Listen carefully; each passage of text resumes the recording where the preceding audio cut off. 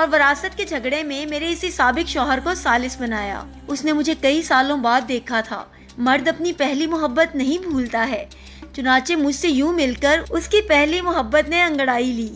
میں نے ان سے کہا، کیا پھر سے مجھ سے شادی کرو گے؟ اس نے ہاں کر لی۔ میں نے ان کے سامنے شرط رکھ دی کہ اپنی پہلی بیوی یعنی کہ میری پھوپھی کی بیٹی کا معاملہ میرے ہاتھ میں دیں۔ اس نے ایسا ہی کیا۔ میں نے اپنے سابق شوہر سے شادی کر لی اور اس کی بیوی کو شوہر کی وکالت کرتے ہوئے طلاق دے دی۔ قاضی ابن ابی لیلہ سر پکڑ کر بیٹھ گئے۔ پھر پوچھا کہ اس کیس میں اب مسئلہ کیا ہے؟ میری پھوپھی کہنے لگی، قاضی صاحب، کیا یہ حرام نہیں کہ میں اور میری بیٹی دونوں کی یہ لڑکی طلاق کروا چکی ہے، پھر میرا شوہر اور میری بیٹی کا شوہر بھی لے اڑی، اور اسی پر بس نہیں، دونوں شوہروں کی وراثت بھی اپنے نام کر لی۔ قاضی ابن ابی لیلہ کہنے لگے، مجھے تو اس کیس میں حرام کہیں نظر نہیں آیا۔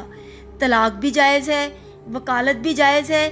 طلاق کے بعد بیوی سابقہ شوہر کے پاس دوبارہ جا سکتی ہے، بشرط یہ کہ درمیان میں کسی اور سے اس کی شادی ہو کر طلاق یا شوہر فوت ہوا ہو۔